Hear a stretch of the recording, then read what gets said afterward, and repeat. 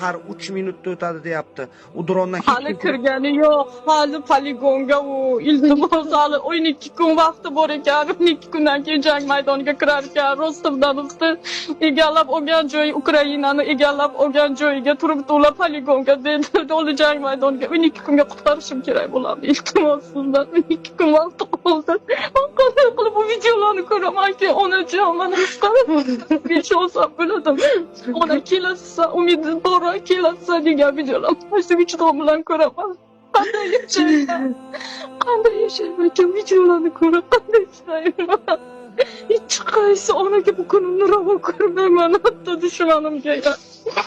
Bolam ko'zim oldiga jarlikka qarab boribdi, qo'limni cho'zolmayapman. Lokatsiya tashlab o'tiribdi, o'tirgan joyini bilib turib qutqara olmayapman.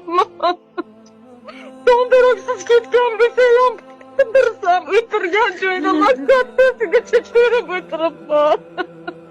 Iltimos yordam beringlar. Balkim bir yetimni savobi yetar sizlarga.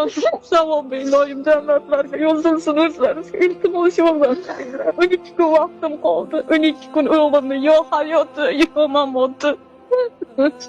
To'ng'ich bolam 4 yoshga otasi vafot etgan. Shuncha yildan beri 3 ta o'g'limni tishimga atrab avaylab katta qildim. Jonim bolam aqlliligim, xushro'yim endi shunday chiroyli bolam qo'ldan chidolmayman. Bolam 12 kundan keyin berishga chidolmayman. Videolar turibdi. Ishonasizmi? Ilanib onajon yordam bering. Qaysi vijdon bilan ko'raman uni? Qaysi vijdon bilan ko'rib yashayman? O'lganim yaxshi emasmi bu kunimda?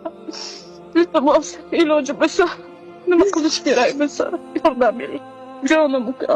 Sizdan otadir, sizdan kimnidir farzandisiz.